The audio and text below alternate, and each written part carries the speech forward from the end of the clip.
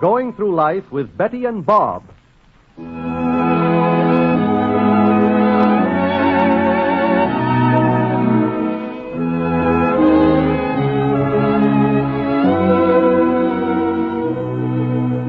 This is Milton Cross, ladies and gentlemen, inviting you to join us for a visit with Betty and Bob Drake. But first, a few words from a friend of yours.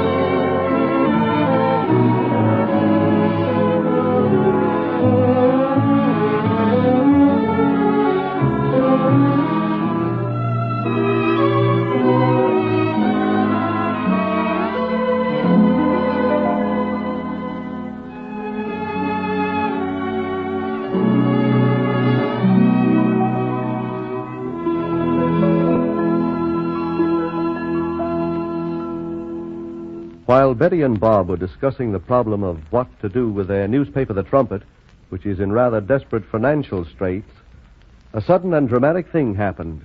Claire Evans, widow of Hal Evans, who used to be Bob's star reporter, called for Betty from her room.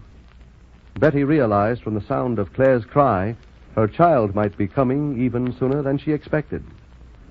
Betty and Bob rushed her over to the hospital, where Dr. Chapman immediately took Claire under his supervision. The hours passed slowly, and now, in the early hours of the morning, while it is still dark outside, we find Betty and Bob in the waiting room of the hospital, waiting for news about Claire. Nervous, darling? No, are you? No. Well, I can't take my eyes off that clock up there. It's almost 5 o'clock. Mm-hmm. Be dawn in a little while. It'd be nice if Claire's baby is born at dawn. Yeah. It'll be a sort of good luck token. But boy or girl, he mustn't be brought up to depend on. Boy or girl. Yeah. I wonder which it's going to be. You haven't guessed in over 5 minutes. I wonder why we're not nervous. Because we know that Claire's in good hands? The best. Good old Doc Chapman. You know, the way he's taken care of our family and our friends, don't you think we ought to give him a special award someday or something? It's going to be a girl. How do you know? I feel it. It's in the air. Yeah. I was sure you were going to have a girl. And then you changed your mind and you were sure it was going to be a boy. Yeah, I know. And because you didn't want to disappoint me, you had twins. One of each. Have I ever disappointed you? Well, let me think. All right. Think. Well, you got me pretty mad lots of times. Like when? Oh, lots of times. But I forgive you. You're such a darling. I guess you've been mad at me a lot more often, though. With ample reason. Well, not always so ample. I've done some pretty stupid and thoughtless things in my day. And your day has just begun. Oh, I'll make a lot more mistakes, I suppose. I promise. And I'll hurt you. And I'll hurt other people by them. You sound as though you're about to make a confession. No, because I don't know what terrible thing I'm going to do next. But you do have a definite feeling that you're going to do a terrible thing. Well, not so terrible. No? Mind you, I never mean any harm by the things I do, darling. That's a typical masculine line. What do you mean, typical? I mean, it's been said before. I don't remember. It's like the little boy who didn't know the pistol was loaded. Yeah, that's been said before, too. Well, now we're even. I'm not very bright. Well, we haven't had any sleep. Oh, that's right. Look what time it is. It's after 5. Yeah, I think we're a little punchy. Oh. Yes? Well, Bob, maybe the baby... No. Take it easy, Betty. If it's for us, the nurse will let us know. Yeah. Only the baby's born. Just a moment, please. Mr. Drake, Yes, nurse? there's a phone call for you. Oh, Bob. Yeah. It's an outside call, Mrs. Drake. Oh, Go thank ahead. you. Hello? Oh, hello, Myers. What is it? What? Well, what happened? Oh, that's funny. Yeah, I see. I understand. Okay, don't worry about it now. Yeah, I'll be down at the office later. Thanks. Bye. Bob? It's nothing, darling. Who was it? It was Myers, the night watchman. From the trumpet? Yeah, funny thing just happened. Well, it couldn't have been so funny, Bob, if Myers would call you here at this hour. Well, Myers thought he saw a light in the business office. A light? Yeah, but when he got there, the place was empty. Oh, burglars. No, I don't think so. Myers couldn't tell, but he didn't think anything was taken. What would anyone want to steal from the business office? I don't know, but the confidential files were open as though they'd been tampered with. Bob. It's probably nothing, darling. Don't even think about it now. Well, I can't think about anything but Claire. Yeah. You're pretty sure everything's going to be all right, aren't you? Yes, there's no reason why anything should go wrong. She's going to make a very lovely mother. If the baby's as pretty as she is... Oh, Hal. He was quite a handsome boy. I don't think I'll ever get over that. You know, he had something real and out of the ordinary. He would have been somebody, and to be cut off like that, He worshipped you, Bob. wish he still would. Even though it embarrassed me. I think he'd be pleased with what we've done with Claire. Yeah. Helping her through that first awful shock and readjusting her. Even making her laugh again. Dr. Chapman seemed perfectly confident to you, didn't he? I thought you weren't nervous. Well, I wasn't when I said it. But you are now? All of a sudden. Well, why don't you sit down? I'm all right. Just had a bad moment. Bad to happen. What's so funny? I happened to think of something. What? About that little fellow who was in this same waiting room with me when you were up there where Claire is now. It couldn't have been amusing. Well, it wasn't then, but it is now. Both of us had an eye on each other, and we kept pacing back and forth, passing each other like shuttle trains. Where were you going? Well, he was so scared I thought he was going to go through the bottom of the floor. You were so excited, he thought you were going through the ceiling. Well, that was the general idea. But we seemed to be in competition, not as to who'd collapse first, but whose would be the biggest collapse. And you won, huh? No, his baby came first. Oh, he collapsed. Well, with a splash. He was a cute little guy, though. I'll always remember him. He'd been through the mill before, and he kept trying to give me courage, and all the time his teeth were chattering and his knees were knocking, and he kept trying to buck me up. And Like you're making up this story now, because you think I'm nervous. No. On my word of honor, that's what happened. Feel better? Of course. It was such a wonderful story. I knew I killed it. Don't worry about that. As a matter of fact, I thought I told it pretty well. You told it wonderfully. I did not. Well, darling, you've got a new responsibility. You mean taking care of Claire's baby? That's something I've always looked forward to. Oh, I'm not talking about that side of it.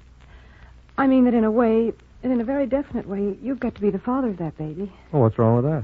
And until Claire marries again, which I'm sure she will someday, you've got a pretty difficult task ahead of you. Well, what's going to be difficult about it? Well, darling, you happen to be very partial toward your own 2 children. Well, now I'll be partial to 3 of them. It's conceivable that Claire's baby will be with us for a few years. Think you'll be able to show him or her the same love that you've shown Dick and Judy? Well, naturally, You're so annoyed. Well, you talk to me as though I were some kind of a selfish dope. As far as Dick and Judy are concerned, they're just getting a new sister or brother. You got the strangest ideas. All right, darling. Bob, Yes, darling? would you want to ask that desk if there's any news? Sure, just a minute.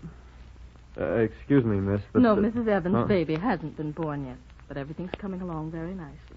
Thank you. Well, dear, what did she say? She didn't even wait for me to ask her. Everything's coming along fine, but no baby yet, she said. I so wanted it to be born at dawn. You should have put in your order earlier. Just look Look at me, I'm trembling. Darling, Bob. here, let me hold your hand.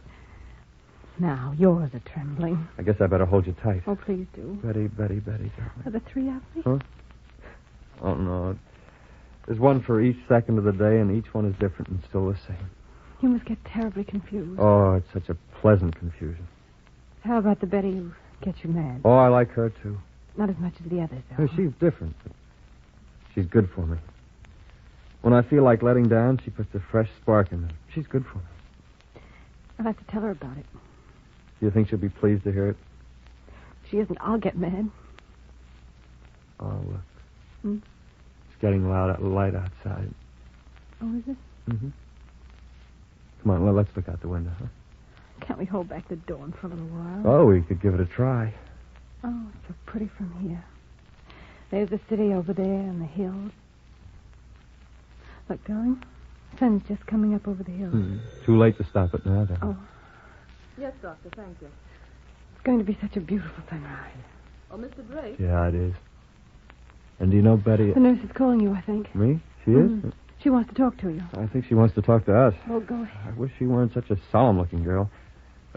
Yes, what is it, nurse? Mrs. Evans just gave birth to a 7-pound boy. Boy? And Mrs. Evans? She's doing very well. Oh, boy. You were so sure it was going to be a girl, Betty. That's what I get for being sure. So Claire Evans has given birth to a son. A new and heavier responsibility has come upon the shoulders of Betty and Bob. Will this latest event affect Betty's and Bob's decision as to the future of their newspaper, The Trumpet?